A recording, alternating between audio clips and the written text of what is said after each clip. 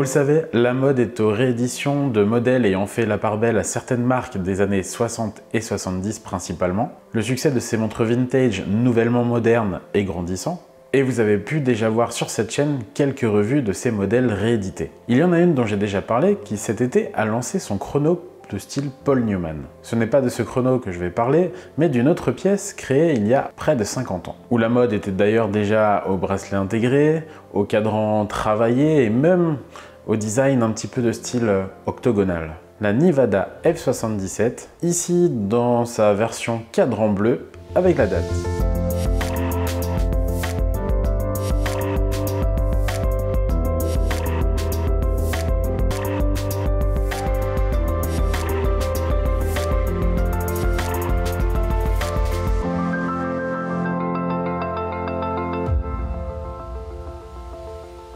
Salut, c'est Maxime, je suis content de vous retrouver comme chaque semaine sur la chaîne Man vs Watch. Ici, je vous parle d'horlogerie en mode détente et sans prise de tête. Et si vous êtes nouveau sur la chaîne, bienvenue. N'hésitez pas du coup à vous abonner, à liker la vidéo, à actionner la cloche aussi pour ne pas louper l'actualité de la chaîne.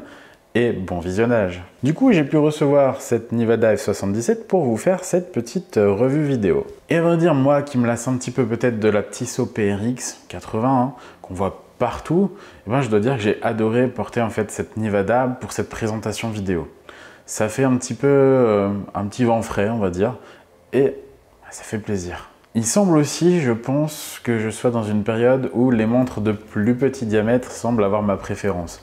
Bon, après, ça ne veut pas dire non plus que je ne vais plus vous parler de montres d'un diamètre au-delà de 40 mm. D'ailleurs, je vous prépare une petite sélection pour, on va dire, les semaines à venir. Soyez attentifs aux sorties des vidéos, hein, comme d'habitude, merci à vous. Revenons-en à la Nivada F77. Cette F77 est donc une réédition d'une belle quasi cinquantenaire un peu oubliée, je dirais. Il faut dire aussi que c'est une marque qui a subi la crise du quartz de plein fouet pour disparaître. Avec le renouveau de la marque en 2018, quelques modèles cultes ont été réédités. Cette F77, créée du coup en 1977, eh bien elle surfe aussi, et surfait déjà à l'époque, sur la vague des montres sport, bracelet intégré en acier, comme bien d'autres déjà à l'époque. Et du coup, ça se poursuit actuellement.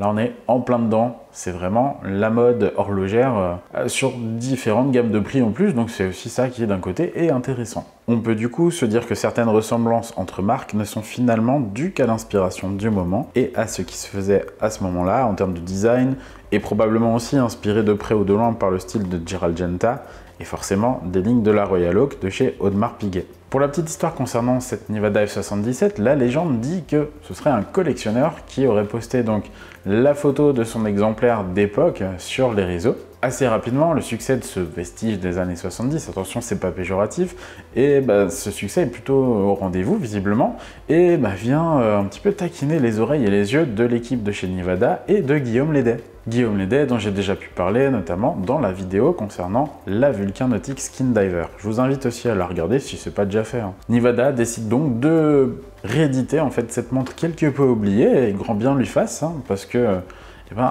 on peut dire que ça s'arrache un petit peu comme des petits pains. Et l'idée de Nivada n'est pas de proposer une version de cette F77 complètement retravaillée, remasterisée, mais bien d'essayer en fait de garder, comme dit, toute l'identité originale, donc originelle même, de cette montre d'époque. Ça, je pense que moi, en tout cas, de mon avis de collectionneur, de passionné, c'est quelque chose que j'apprécie. Qu'une marque n'essaye pas à tout prix de refaire une version moderne, à la sauce moderne du coup, et où on perd complètement l'esprit de la montre. Moi, les rééditions, alors dites-moi en commentaire ce que vous en pensez des marques qui rééditent leurs montres. J'avais déjà dit même dans une vidéo précédente, Omega, ils font que des rééditions de la première Speed, finalement, régulièrement, remise un peu au goût du jour à chaque fois. Bon là, il y a une interruption du coup entre les années 70 et les années 2020, mais en soi, moi je trouve ça plutôt cool, les marques qui le font. Et c'est finalement, on va dire, un moyen de pouvoir porter du vintage, mais avec les sécurités d'une montre moderne. Je pense notamment à l'étanchéité, où là vous êtes tranquille. Bon, on va pas spécialement jouer non plus au jeu des différences entre le modèle de 1977 et le modèle de 2023, même s'il y en a quelques-unes, bien sûr. Allez, je vais en donner quelques-unes. Tout d'abord, concernant son diamètre, à l'origine elle faisait 38 mm, revue ici à la baisse avec un boîtier en acier 316L de 37 mm hors couronne pour cette nouvelle mouture. Ce n'est selon mes goûts pas un problème, hein, puisque j'aime beaucoup ces diamètres. Et puis, il ne faut pas oublier qu'une montre dont le bracelet est intégré paraîtra généralement plus imposante sur le poignet. Il n'y a qu'à voir avec la PRX 80 de chez Tissot, dont les, on va dire seulement 40 mm de diamètre, ont finalement pu décourager plus d'une personne, justement à cause de ce bracelet intégré. Donc ici, en soi, il n'y a pas de souci vu que le diamètre est aussi beaucoup plus réduit que la Tissot. Le calibre Soprod P024 automatique permet à la F77 d'avoir une épaisseur de 12,65 mm. Le rendu sur le poignet est agréable et la montre semble encore plus fine. Là aussi un excellent point pour une montre au faible diamètre. D'ailleurs, un mot sur le calibre utilisé.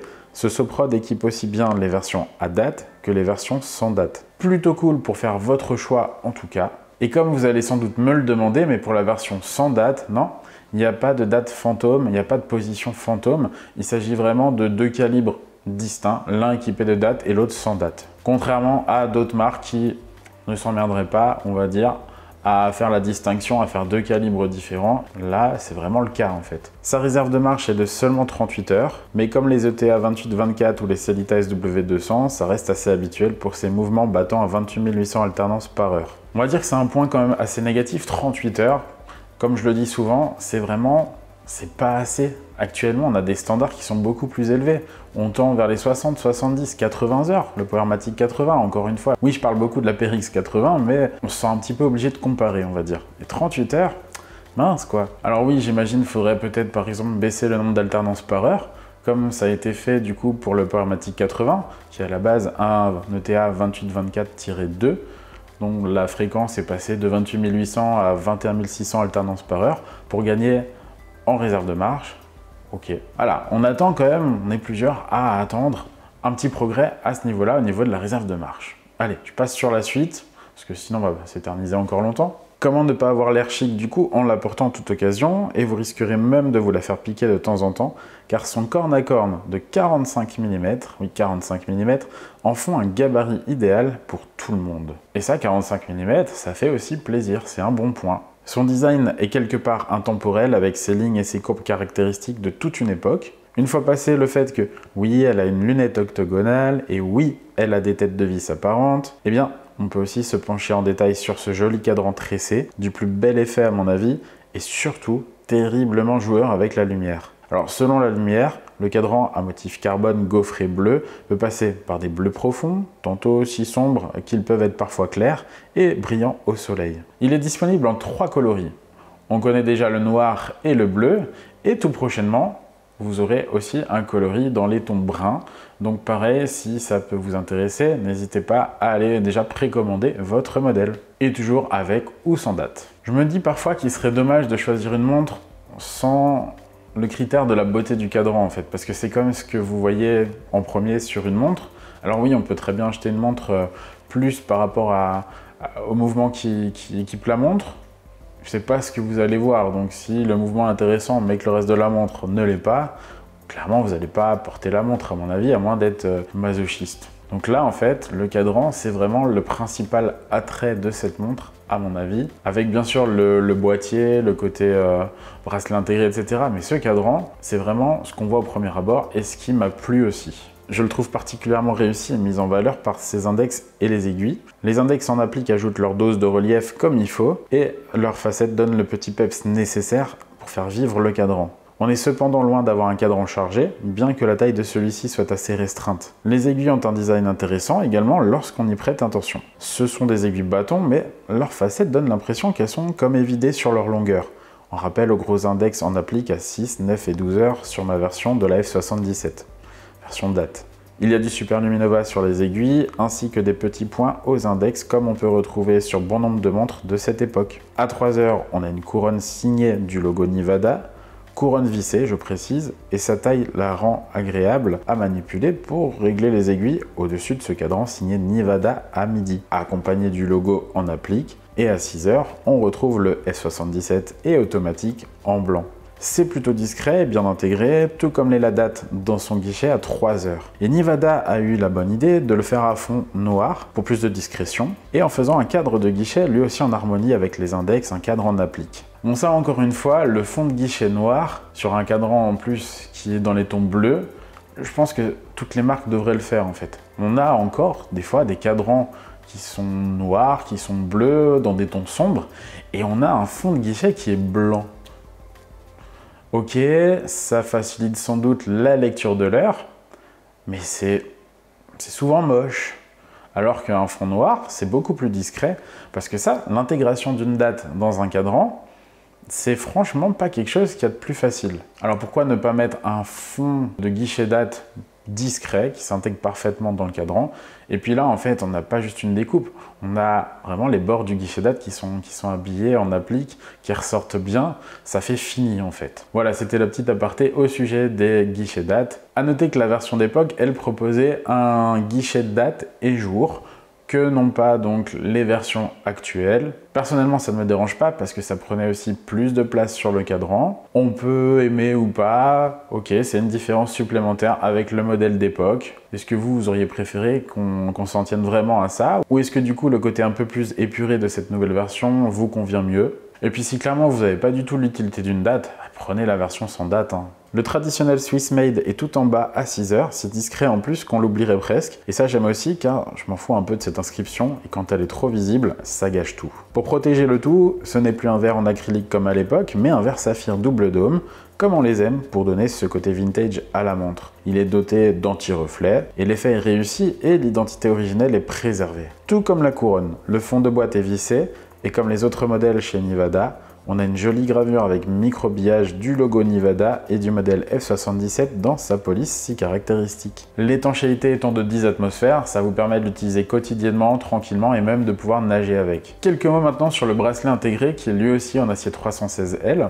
Il est confortable, de type Oyster et bien heureusement brossé, satiné pour que vous ne pleuriez pas dès la première rayure. Les flancs sont quant à eux poly-miroir et rappellent les flancs et le dessous de la boîte. Le dessus de la boîte est également brossé verticalement comme le bracelet. Enfin, côté fermoir, on a une boucle déployante bien faite, logoté, poly-miroir et brossé, et surtout qui s'ouvre en poussant 2 boutons sur ses côtés, mais qui dispose aussi de 6 trous de réglage pour être bien à l'aise en toutes circonstances. Le défaut de cette montre, mais qui l'est aussi sur la majorité, ou en tout cas une bonne partie de montres dont les bracelets sont intégrés, c'est l'interchangeabilité du bracelet. Parce que là, du coup, on a un bracelet propriétaire. Vous n'allez pas pouvoir en fait mettre n'importe quel bracelet dessus. Ça, c'est un petit peu le côté dommage. Peut-être qu'à l'avenir, il y aura d'autres bracelets. Après, c'est aussi ce qui fait son charme. Et le bracelet, comme dit, moi je le trouve vraiment confortable. Ça va vraiment avec le look de la montre. Il n'est pas du tout ostentatoire, il n'est pas énorme. Il est plutôt fin, il s'amincit bien en plus, donc ça va vraiment bien avec et il est confortable à porter. Je vous aurais bien dit que c'était une alternative parfaite à la Tissot PRX, à ceux qui en ont marre de la voir, à ceux qui sont en surdose. Mais d'un côté, oui, côté design, on peut dire que c'est une belle alternative. En tout cas, c'est une alternative aussi aux montres dont les bracelets sont intégrés aussi et dont les prix sont plutôt intégrés aussi, mais dans la fourchette haute des prix. Mais là, du coup, on ne peut pas comparer au niveau prix la Tissot et cette Nivada. Alors même si chez Tissot, clairement les prix ont bien augmenté pour la PRX, on va pas se le cacher, ça va pas aller en descendant mais ils en ont bien profité, et bien là du coup cette Nivada est disponible au prix de 1100 €. Et en plus ce prix là, c'est le même que ce soit la version date ou sans date. L'avantage c'est que d'un côté, la marque étant moins connue du grand public, et le prix peut-être aussi joue un petit peu du fait qu'il soit plus élevé, mais vous risquez moins clairement de rencontrer quelqu'un dans la rue qui possède la même montre que vous. Pour la PRX, honnêtement, on en voit régulièrement au poignet des personnes, mais que ce soit de passionnés d'horlogerie et pas forcément d'ailleurs. Fort de son succès, la montre est actuellement en précommande, ce qui finalement donne une petite idée de l'intérêt qu'elle suscite auprès des fans de la marque et d'horlogerie en général. Et comme évoqué plus tôt dans la vidéo, un nouveau coloris arrive très bientôt. N'hésitez pas du coup donc à me dire en commentaire ce que vous pensez de cette réédition. Si vous êtes d'accord que ça change de la PRX, qu'elle est fun, qu'elle se glisse parfaitement sous une manche de chemise ou qu'elle accompagne un polo ou un look un petit peu plus sportif, ça j'attends aussi vos commentaires avec impatience. Et je dois dire en tout cas que c'est cette montre qui a contribué en fait à me faire comprendre que j'avais de l'affection pour les montres entre des diamètres de 36 et 39 mm. Parce que finalement c'est toute une démarche aussi qu'on doit avoir avec soi-même sur concernant la taille des montres. On se dit grand poignet, du coup je dois absolument porter une grande montre. Et si finalement c'était pas le cas, si les affinités sont différentes sur des montres dont le diamètre est plus contenu, j'ai envie de dire que c'est le principal. Après, effectivement, j'ai peut-être un attrait aussi sur le côté vintage. Qui dit vintage dit forcément des diamètres aussi plus petits. Donc il y a toute une, je sais pas, une gymnastique de l'esprit qui va se faire, un raisonnement. Et c'est peut-être pour ça aussi que j'en viens à me dire que je préfère donc des montres plus petites. Mais en tout cas, cette Nevada F77 avec ses 37 mm de diamètre, moi j'adore. J'aimerais bien trouver peut-être des points négatifs à vous donner ou vraiment un aspect critique. Alors oui, comme dit, le prix, c'est pas donné. On ne peut pas comparer non plus Nevada avec le géant Tissot. Donc forcément, au niveau des prix, bon, ça se ressent. En tout cas, je vous remercie de m'avoir suivi dans cette vidéo. Merci aussi d'être présent comme à chaque fois. Vos commentaires qui me font toujours plaisir. N'hésitez pas donc à vous abonner. Hein. Je le dis de temps en temps, j'ai pas envie de vous saouler avec ça non plus, mais c'est important pour faire grandir la chaîne. Je vous retrouve la semaine prochaine dans une nouvelle vidéo. D'ici là, prenez soin de vous, prenez soin de vos montres. À bientôt. Salut!